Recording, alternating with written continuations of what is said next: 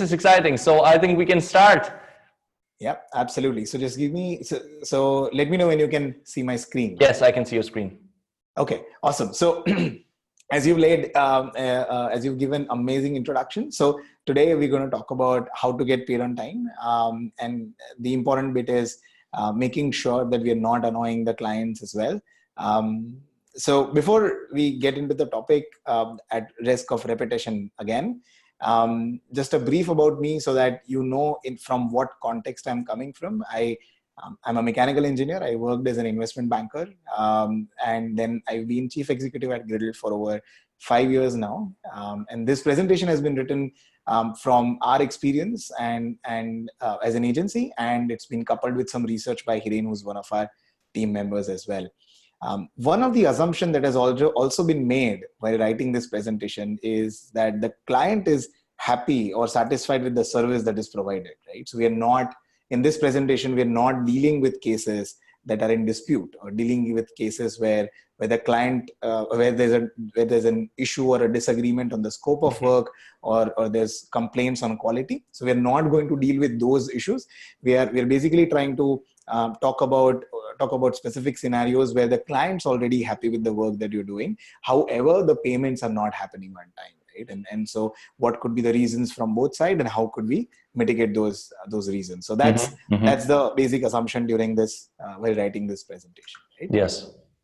So a very quick overview is that a lot of times when payments do not come on time, typically the decision makers or the people who are running agencies, they tend to blame the accounts, or they tend to think that the invoicing process is not correct. However, as we will talk about, the invoicing and receipt of payments are fairly different things. And we'll talk about that a little more. Then we'll talk about some issues that are there from the client sides, or some scenarios. Then we'll talk about certain scenarios that could also be there from agency side, which actually denies the client the opportunity to pay on time. Then some realization of revenue tips. Then how should you follow up?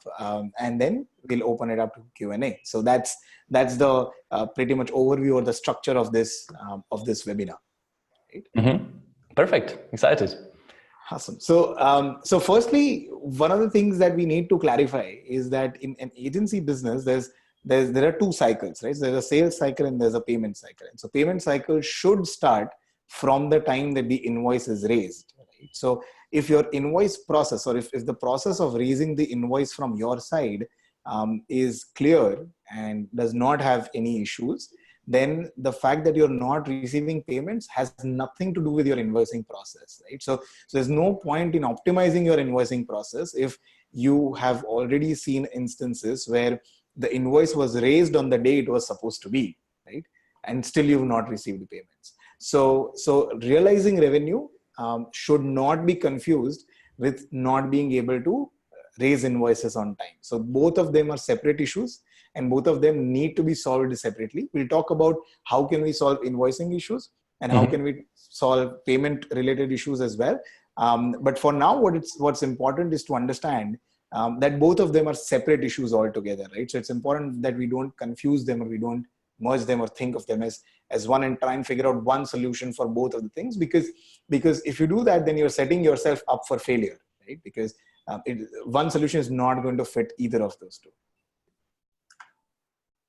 So let's talk about, so as I said, there could be issues from both sides. So we'll talk about some issues that could be from the client side. So there are these 6 typical issues that you see. So the client side could have some amount of cash flow issues. The client could be abusing their power. There could be a lot of vendors that the client has to deal with. There could be too many people on the client side, and so which makes the dispersal process too long and cumbersome. The client may not be aware of late payment laws, and they may be forcing you to send hard copies or send snail mail, right? So these are some of the issues that are possible from the client side. And so what we would like to do is to try and figure out what can we do as an agency in each of these 6 scenarios, right? And so before that, we need to understand that a client-vendor relationship in an agency scenario, where you are essentially in the business of renting out your time and experience, and your offering or your value is subjective rather than objective in case of much like products. it's important that in that kind of a relationship, there are nuanced sides, right? So there's no one size fit all. So you've got to see how your relationship is with the client, and then figure out what are better ways to deal with the issues that you are facing. So let's look at the first case, right? So that the client comes to you and says that, they are currently facing some cash flow issues. So they may have certain payments that may have been stuck, and hence they are not able to make your payment, right? So one of the things that we need to do when this comes from the client is to make sure that you highlight to them that by not being paid on time, it is hampering your ability to deliver quality work, right? And that is true, right? So a lot of times what happens is, as agency owners or even as individuals, we may want to come across as formidable to our clients or to our customers. We want to show that we're a strong organization or a strong company, but that's not necessarily true, right? So if you build a human level connection with them, where you talk about how this non-receipt of payment is causing issues on your side as well, then you'll see that you'll find empathy in your client as well, and they will genuinely put in the effort to make sure that they are able to pay you as quickly as possible, right? And so that's an important thing to bring about, right? Mm-hmm. The second case is where we are assuming negative intent, right? So where we know that I the love this client slide. already where we know that, so a lot of times this happens, right? Okay, and this is true maybe, so in agencies also this happens, but it happens with freelancers a lot of time, because a freelancer would be able to work with 2 or 3 clients at once max, and one of those clients is significantly contributing to the revenue, right? So that one client is doing 60% of the monthly revenue right now, and the client also knows that, and so the client as a business may have negative intent, and they may want to abuse that power into not just, and it may not just manifest as not paying you on time. It may manifest as longer credit cycles, right? So they may ask for a month-long credit cycle, or they may ask for a 2 months credit cycle. In India, we've seen 3-month-long credit cycles as well, where if a client knows that they contribute significant revenue to your organization, or as an individual to a freelancer, they may ask for a much more favorable credit term. And so the only thing that you as a freelancer or an agency can do in those scenarios is to make sure that your revenue is coming from different sources, right? So if that revenue is coming from different sources, then your risk is mitigated, because if someone's giving you 60% of your revenue, there's nothing else really that you can do, because you cannot afford to lose them at any cost. And this we've seen, this is something that we've also faced previously, and more importantly, this is something that if I'm sure most of the people who are watching this, since they also run agencies, they may know of this company called Basecamp, right? So Basecamp is a project management platform run by very, very capable people. One of the founders is Jason Fried, and so he famously said and explained their pricing strategy, right? In that he said, we did not, as a product or company, we did not want to bow down to wills to any one of our clients, right? So, and hence our pricing is $100 or $150 or $200, and that's the ceiling of the amount that any client can pay. So whether you're a startup or you're IBM, if you're using Basecamp, you cannot pay more than $200, which basically forces Basecamp to get more clients, which means that they do not necessarily need to bend to the wills of one of those clients, right? And there's no abuse of power scenario. And so it's important that as an agency or a freelancer, we try to mitigate this risk as much as possible. We have a comment from Minang, and he's sharing his experience. My friend's client abused his power and scolded one of the employees in the agency. My friend had to terminate the work with the client due to this. Another comment was, my previous client paid me after 4 months, LOL.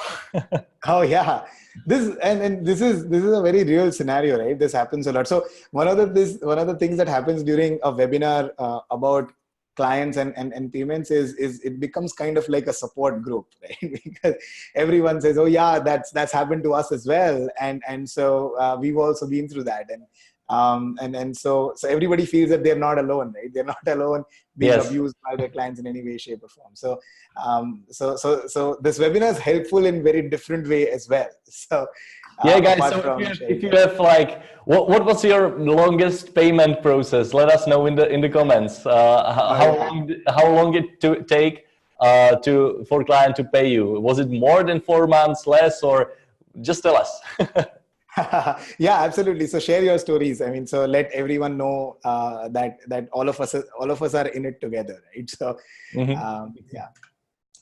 So the case three is where they have a lot of vendors. So this is a case where typically you're working with a very large organization as a client, and you're talking to one of the contacts who does not necessarily have control over the payments as well, because there are a lot of departments. And so if you're talking to the procurement department, or if you're working with the marketing team as a digital marketing agency, that team may not have control over accounts, which is in charge of dispersal, right? And so if the client is large and they have a lot of vendors, in those cases, try and see if you can take as much as possible upfront, right? Make sure that you display that how your work is going to be core to the goal that they are trying to accomplish, right? And why should you be dealt with preferentially?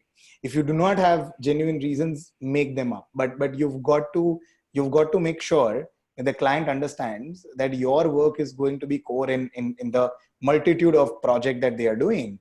And in case if they have a lot of vendors, you try and take as much as possible upfront itself, so the client's Yes. skin is already in the game, right? And this is possible as well, because if they have a lot of vendors, it means that it's a very large organization. It means that they do not have a cash crunch or a cash flow Hmm. issue Hmm. more often than not, right? The fourth case is where there are so the dispersal process itself is cumbersome, right? So you know for a fact that once the invoice is sent and once the invoice is approved, it's going to take 3 or 4 months, or sorry, 3 or 4 weeks for the invoice to be cleared, because someone or the other in the invoice approval process is going to be traveling. And so someone or the other is not going to be available, they're going to be sick, or whatever the case is, right? So the dispersal process is going to be cumbersome. And if you already know that, then make Hmm. sure that you plan your cash flow according to that, right? So you plan your cash flow such that even if the dispersal process is going to take longer than what you expected, you are at least able to make sure that your work is not hindered because the payments are not happening, right? So you already consider that in your cash flow. So when you are creating your payment terms, or when you're creating your payment schedule, you consider the dispersal process. So you can have a couple of dates, right? So you can have the invoice due date, you can have the invoice date, you can have the invoice due date, and then you can have the possible dispersal date, right? So make sure that Yes. your payment schedule is works backwards from the possible dispersal date to the due date to the invoice date, and then you Hmm. submit your payment plan or your payment schedule to the client as well. Hmm. Hmm. The fifth case might be that and so this depends on different geographies. So different governments will allow a small enterprise or a startup or an agency to be able to charge interest on payments that happen late, right? So to give you an example, over here in India, if you are an MSME, which is a micro and small medium enterprises, if you're registered under MSME, then and if a client does not pay you within 45 days of the invoice due date, then you are allowed to charge interest on that. So then you are treated as an operational creditor, and then you can charge interest on Hmm. the Hmm. invoice that you had raised. Now, what I recommend over here is not to actually charge the interest to the client, right? However, make them aware that we can charge the interest, but then discount the interest amount from the invoice, Yes. right? So what happens is the client is well aware that the discount can be taken away at any point of time. However, the interest will stay there. So Hmm. Hmm. if the behavior continues where they are making late payments every time, at some point of time, you as a decision maker or you as an owner are going to come and say that, okay, now I'm taking away the discount on the interest that we were previously charging. So for the first 3-4 instances that this happens, do not charge the interest. Put that in and then discount that, because discounts can be taken away at any point of time, and make sure that they know that this is something that you've done, right? So make sure that you highlight that in your email. So you can say things like, hey, the payment was late by 10 days. I've had to add the interest amount. However, given the long-term nature of our relationship, I'm discounting the interest. So please make sure that the payment happens by this date, right? So you can always say that. So that's a great way to kind of, in a very subtle way, to try and get your payments on track as well. And so there must be some or the other law in your geography that allows you to charge interest and that allows you to become an operational creditor to your clients in any way, shape, or form. So the last issue that could be there from the client side is that they may say that, hey, we're not in 2019, we are in 1990, and so snail mail is a requirement. You've got to give us a hard copy for your quote or for your invoice or whatever the case is. So there's a very good chance that you already know this before you get into any engagement with them, because they'll make it a part of the proposal as well. So just make sure that you adjust your pricing accordingly. So as it is, as an agency, you should price not based on your efforts, but on the value that you're creating. So just make sure that, let's say if you're offering digital marketing services, typically for, and I do not know how much they go for, but let's say typically for $1,000 a month or something like that, make sure that if it's a snail mail, which means that there will be a 7 to 10 day delay than what it could have been, then that 1,000 becomes 1,100, right? Because you know that you're going to be paid at a later point of time. So you include that part into your quote as well, not separately, just under your services, but you consider that as a part of your pricing as well, because that it should be, you should also be rewarded for those processes. Right? So these are some of the cases that could happen from the client side in terms of not being able to get paid on time. However, there are some issues from agency side as well, a lot of time, because of which they do not get paid on time. And so the first one is that the processes internally are inefficient, right? So and this does not happen in very, very clear engagements. So this does not happen in, let's say, a month-on-month or a time and material engagement. However, if you look at, let's say, a technology project, which is a $100,000 project, where you've got to raise invoice on achievement of milestones, right? And the accounts team, which is in charge of raising the invoice, does not speak to the fulfillment team, which is in charge of knowing when the milestones are done, right? And the client essentially is not going to prompt either one of those to tell them that it's time to raise the invoice. So there's people who are not talking to each other in terms of knowing when an invoice should be raised, right? So there would be times when you realize, we've already finished 2 milestones and now it's time to raise our previous milestone. So at that point of time, a client would come and say that, hey, this is wrong because I can only pay for 1 milestone right now because I do not have enough cash flow to pay you for 2 at once. I could have paid earlier had you raised the invoice, but you didn't. You raised it a lot of time later, and now I do not. So now you'll have to wait another a month or so for the second milestone, and so on and so forth. So that and this happens very often when your agency grows beyond 15 or 20 people. If you do not have proper processes, then this case happens a lot. The second case, however, is unclear credit policy, right? So the sales team in your organization or the fulfillment team in your organization, the accounts team in your organization does not know. A lot of times, even you don't know that what is the credit that you are offering. Right? So whether it is a week, or it should be 3 weeks, or it should be 4 weeks. So a good way to go about this would be to figure out your credit policy based on the size of projects, right? So you can say, the project is $5,000 or less, then that's too small of a project, and there's no point in offering any credit for that.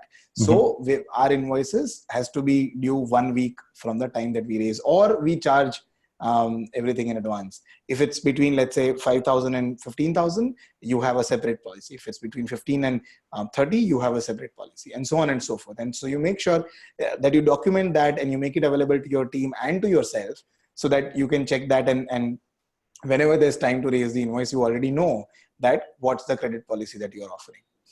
And then the last thing where an agency falters more often than not is that there's no due period, right?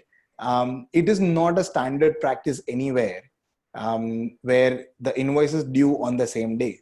Invoices cannot be due on the same day. So invoices, it's important to understand that an invoice is not asking for payment, right? An invoice is essentially a note that you are giving to your client saying that, hey, you need to pay on that day, right? Mm-hmm. And here are the details of where all the expenses have been incurred, right? So this is a breakdown of all the expenses, basis the PO, basis the SOW, basis whatever. But on that day, which is some date in the future, which is, let's say, a week or a month later, on that day, this amount is going to be due. So if you put in your due date, same date as the invoice raising date, there's effectively no due date. So you don't know when you can follow up. And so both of them cannot be same. So there has to be a credit period, whether it is a day, a week, a month, 3 months, whatever the case is, there has to be a credit period that you put in so that you know that this is the due date when you've got to follow up, right? And so it's important that you keep both of them separate from each other. Yeah. So moving on to making sure that the revenue realization happens on time, right? And so there are certain internal processes that an agency can implement, so to make sure that they are able to realize revenue on time as well. And so one of them is most of the agencies work, or a significant part of most of the agencies work on time and material or on recurring revenues, right? And so you don't need a person or an Excel sheet to remember when to raise the next invoice.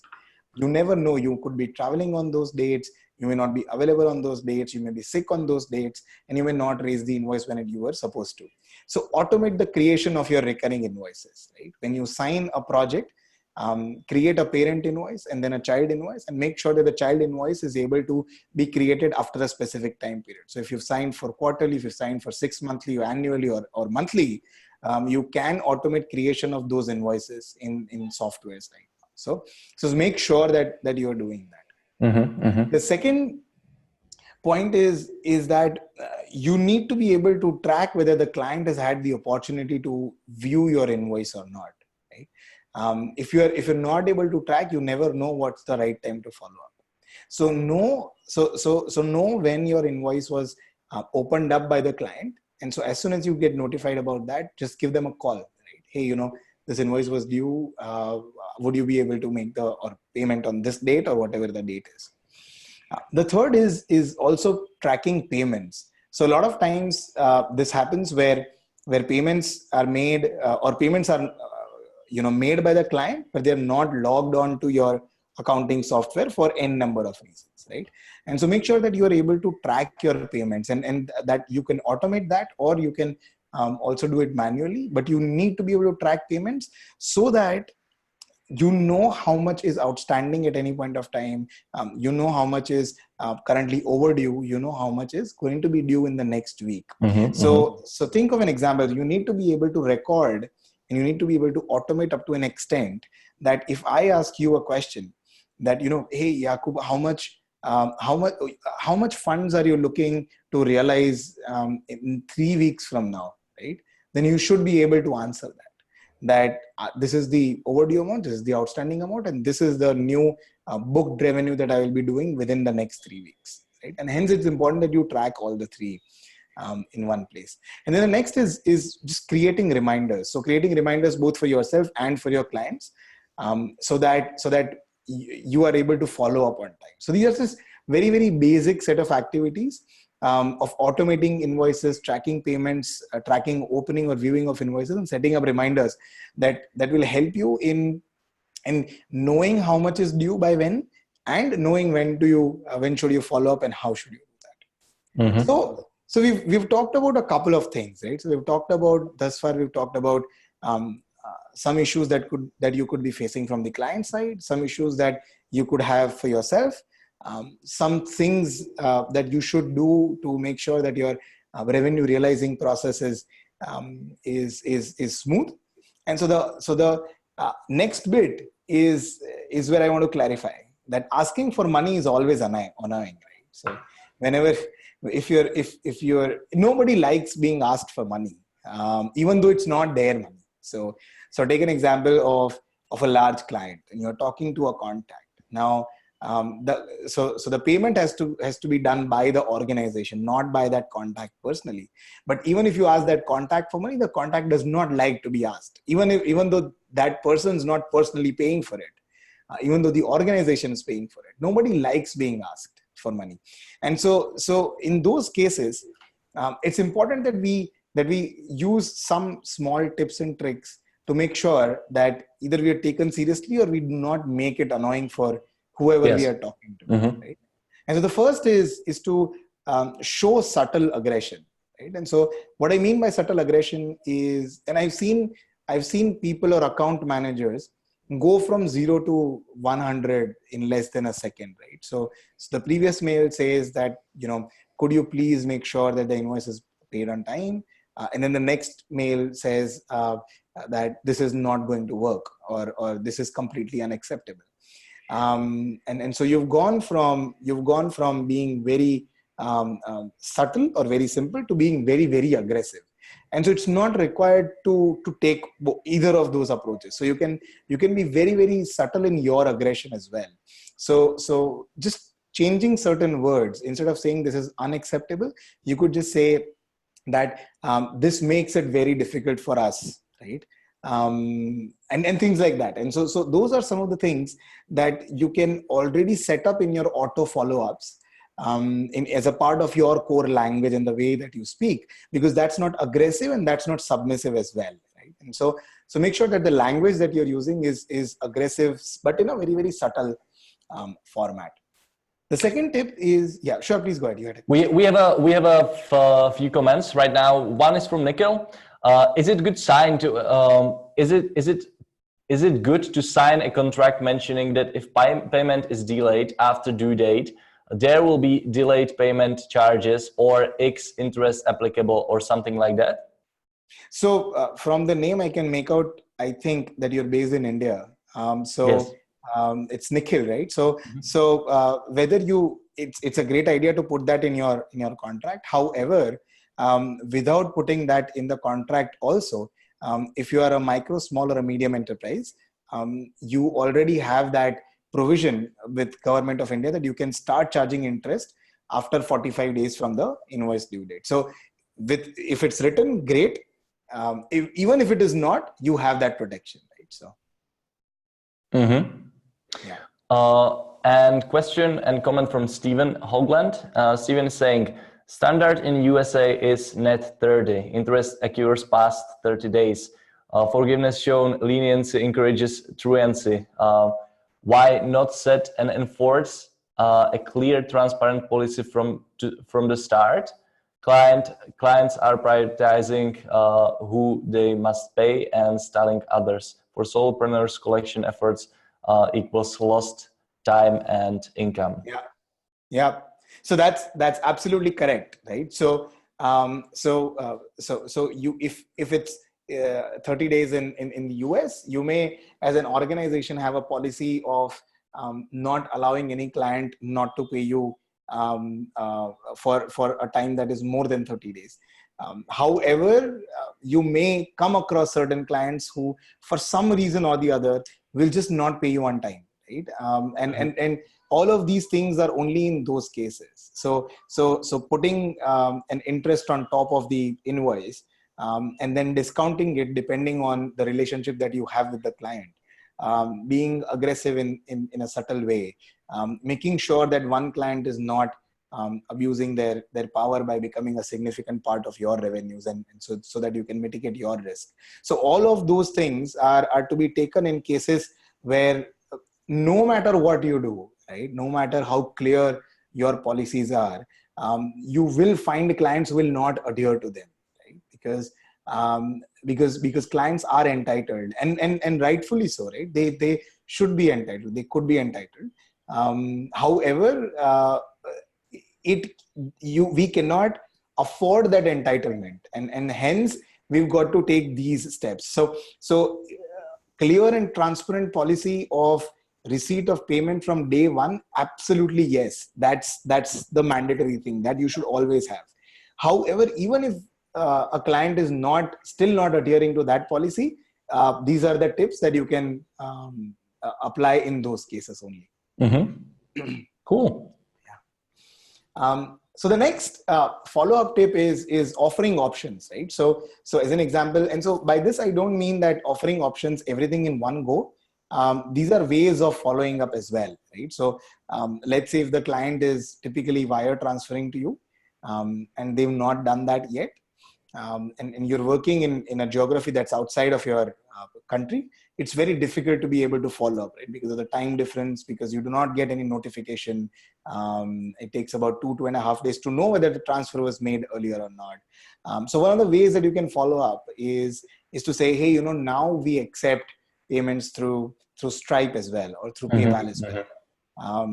If wire transfer going to the bank and then doing the transfer, or if wire transfer for getting approvals internally, if that is becoming difficult, then you can use these other options to make the payment to us as well, and so on and so forth. So that's another way of following up. And one last thing is that include all the details on the invoice, right? So on the invoice, they should be able to see the details for wire transfer. On the invoice, they should be able to click the button to pay for PayPal or Stripe, or whatever the case may be, right? So offer all the options on the invoice itself when you're designing the invoice. Yes. The third tip is to make clients empathize with your problems, right? And this again goes to the point that I was saying, where connect to them on a personal level, where as an individual you are able to identify with them and share with them how you are facing problems because this invoice is not being cleared on time. So one of the tricks that I have my accounts team deploy, or even I do it myself, is that if a client is not paying, however still we are engaged in the work that we are doing, I will have my own accounts team drop an email to me with client in CC saying that we have not received the payment and we may need to pause work, right?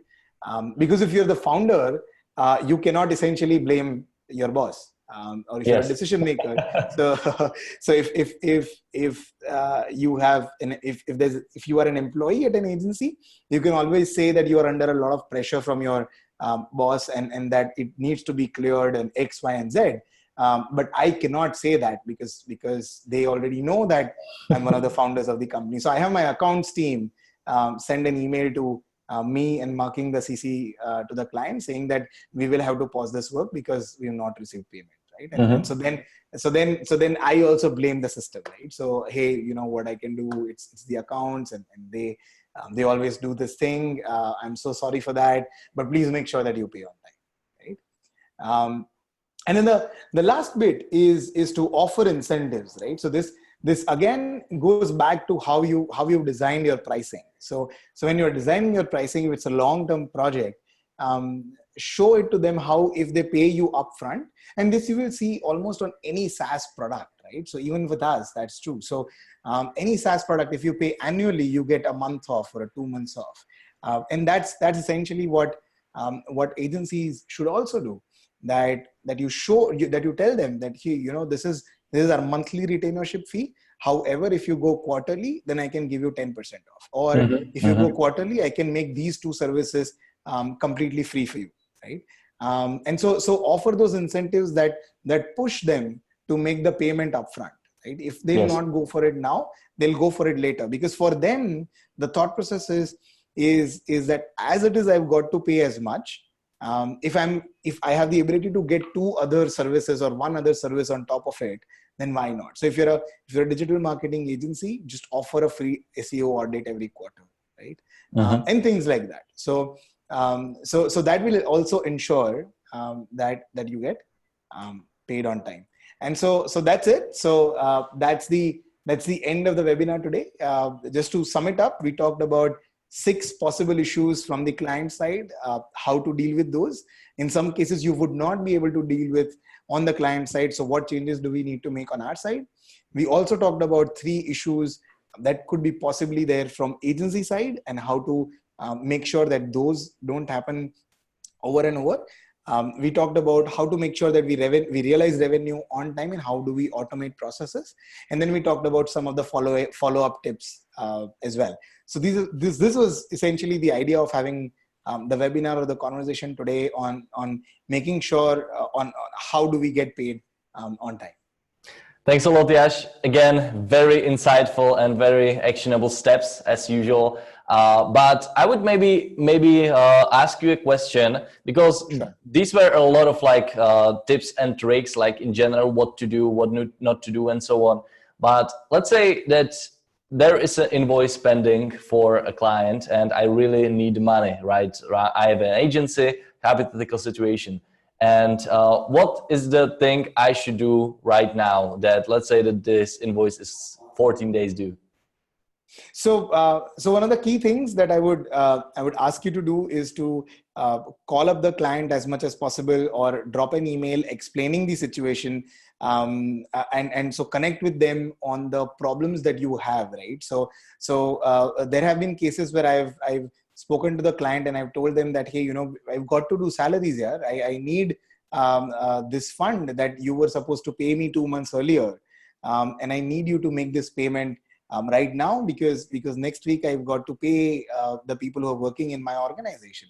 And if you're really desperate, you've got to share your problem with them. You've got to make them empathize in any which way, shape, or form. Or on the other side, if that's not happening, and if you really need the fund, then the other way to go about it is going to cause an issue for you, but offer an incentive, right? Offer a massive incentive for them to make the payment right now, right? So go to them and say, because there's no other way, where you do not spoil the relationship with that client. Right? So any other way that you take, apart from making them empathize with you or offering massive incentive, any other way is, to the best of my understanding, is going to spoil the relationship. Right? And you mean like other way, for example, hey, if you won't pay now, I will stop providing services, or I will turn down your website.